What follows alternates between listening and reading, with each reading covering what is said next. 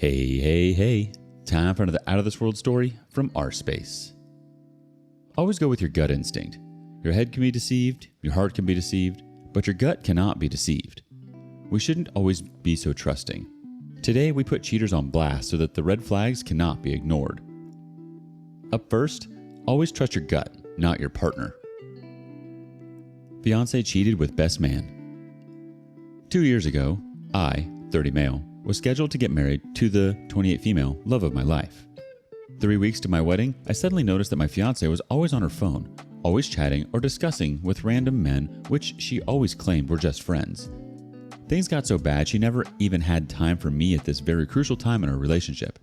This really affected me emotionally as I began to have second thoughts about the wedding. I always had to wonder who she was always discussing with online and meeting with behind me. I said, F it, I'm gonna trust her. All week I reminded myself, you have to trust her. I was too afraid to let myself believe something was wrong. 2 weeks later, I was scheduled to give a presentation to a bunch of IT students about the functionality of spyware on laptops and how to use these spyware to monitor all activities on a laptop. So I decided to infect my laptop with this spyware to show the students how this worked. Totally legal. A day before my presentation, my wife approached me claiming her laptop crashed and she needed to keep in touch with her friends online.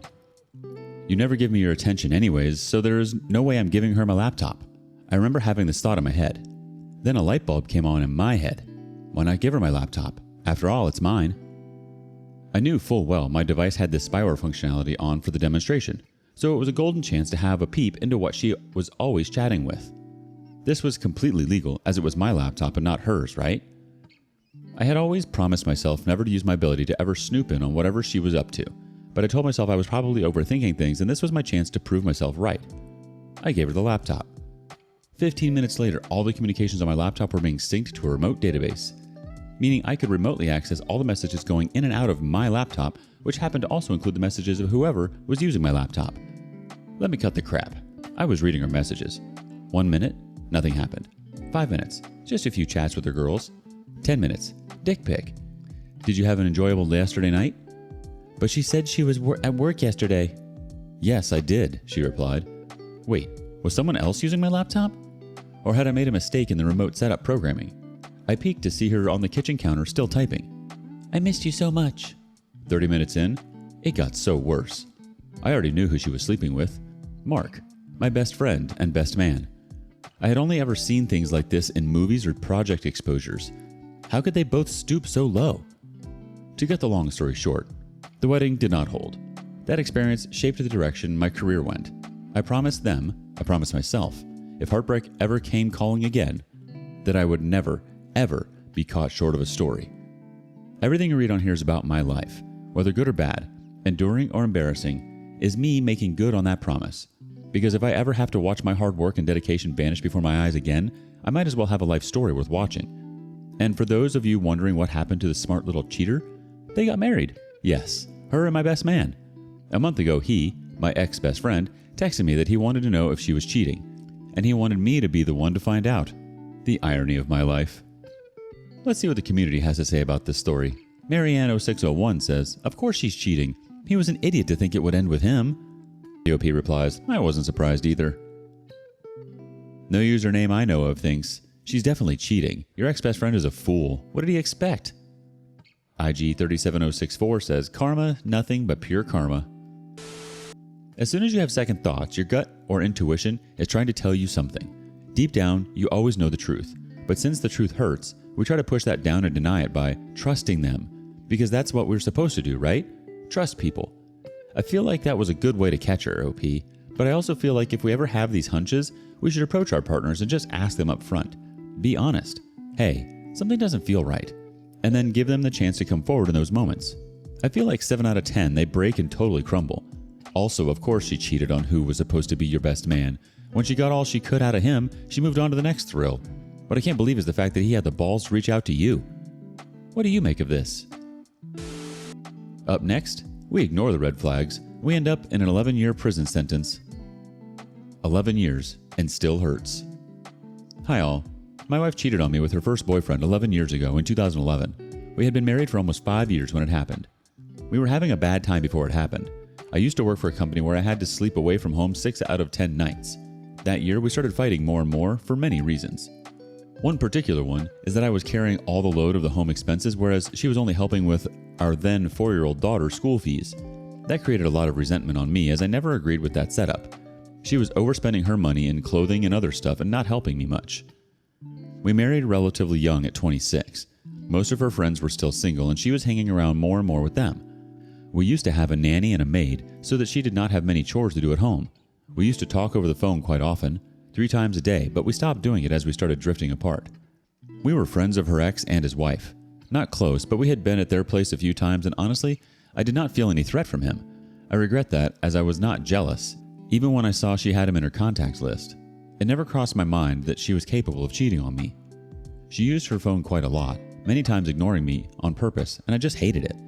One night, we again fought badly, and I went to sleep in a hotel. She was very resentful after this. Then, everything started going from bad to worse. No sex, it was scarce already, and no real conversations. One night, we hosted a party with some friends, and she left her phone in the kitchen. I went to drink some water, and the phone started ringing. It was 11 p.m., so a bit late for a phone call. I checked the name, and it was a friend that I had never heard of. I did not answer the call, but instead I confronted her. She was saying it was an old friend from school and that she did not know the reason for the call. I called back, but never had an answer.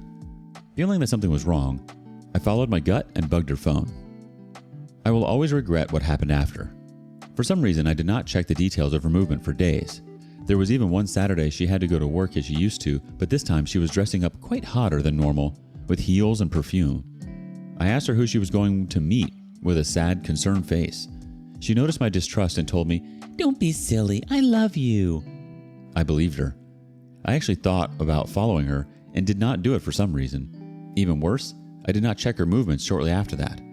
Anyways, one night, 10 days later, I was at my work accommodation when she called me and told me she was going to meet a community leader, so could not take phone calls. That was weird to me, so the next day I logged in my computer and finally checked her locations. She was in one hotel for 1 hour instead of the community leader's place. That was when I started reviewing all the data that the phone had captured. Although I could not check the content of text messages, I could still see the dates and times of the conversations and SMS exchanges. It was pretty obvious something was going on, as these were very late. I called her and confronted her, and after some divagation, she finally confessed. Then I called her lover and told him I knew everything. The guy denied it all. Such a coward. I was feeling really bad and depressed that day when suddenly I got an email from this guy's wife.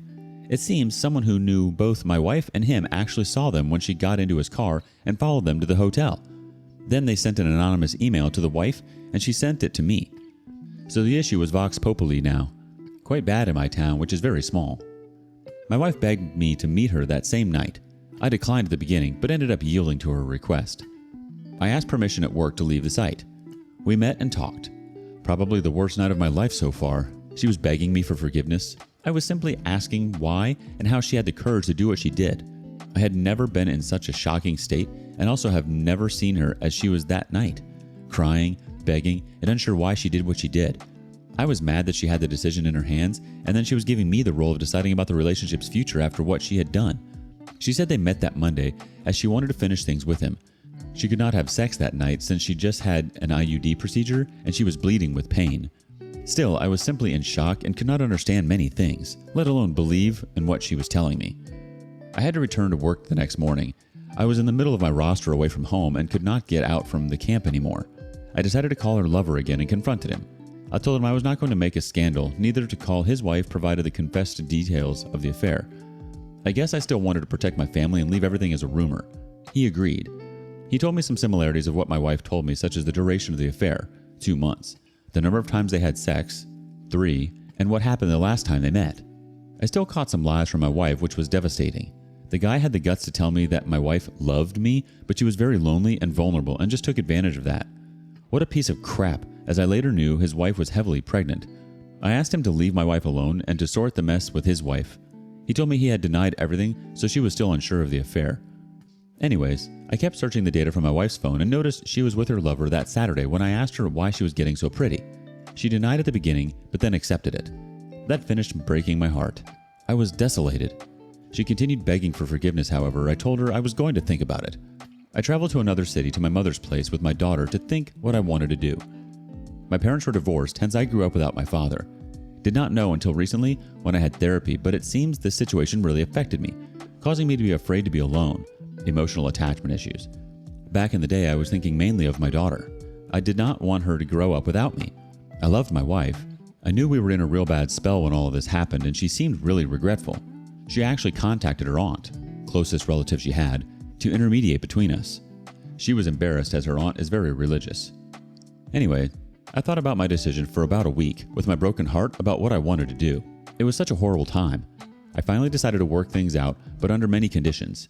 My wife accepted, and the next 6 months really showed how challenging the situation is. I was basically not trusting on anything about her, judging her, insulting her, attempted to leave her a few times. Then there was one day that she basically got too much and did not stop me.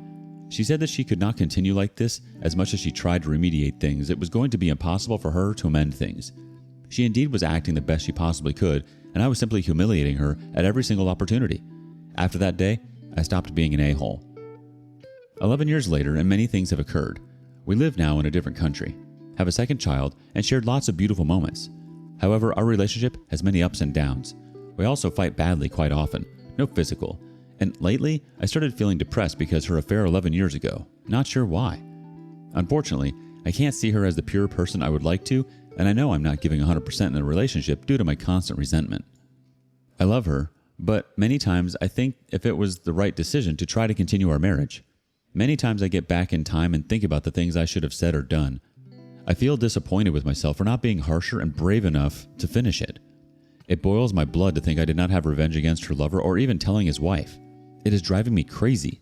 We still have amazing sex when we are okay, but I can't stop making images of when she was with him. 11 years and still hurts a lot. It is hard to accept it and let it go. The community has some thoughts. I'm Talking starts first. 11 years and you still feel the rage and the resentment or regret of actions not done. I'm sorry to say this, but to me, your situation is the best outcome that reconciliation can offer. A life of purgatory where every day is a struggle between the hope that things will be better and the misery of the past. I'm sorry for your plight, mate. The OP replies, spot on. Need to try to focus more in the present and accept the past. It is bloody hard though. Tizrock chimes in. You seem to be slightly suffering from the invested time fallacy. The best years of your life are always the ones you have left. Look yourself in the mirror. Look at the last 11 years. What have you been through? Good and bad. Then talk to an individual counselor. Discuss gaining back your self-respect through realizing that the only person an affair reflects on is your wayward partner, not you. An individual counselor should be able to help you. You evaluate if you can do that. If you cannot, have them help you develop the tools to move on. Honestly, it's impossible to reconcile and work on something if you don't trust someone. You can carry that with you, which you have, and it eventually breaks everything down until there's nothing left of you or the relationship. Trying to pretend that you have a perfect life with a perfect family can only last so long. Moving to a different country doesn't mean you're leaving the past behind. The past has to be confronted, or else you carry the hurt and resentment with you. You're not in a marriage right now. You're in a prison. You either buck up and face up to what happened, or you break out and realize that this isn't working. It's not fair to either one of you if one of you isn't 100% in the relationship. Time to face the facts, or you're just going to waste what life you have left. What do you think of OP staying with his cheating wife?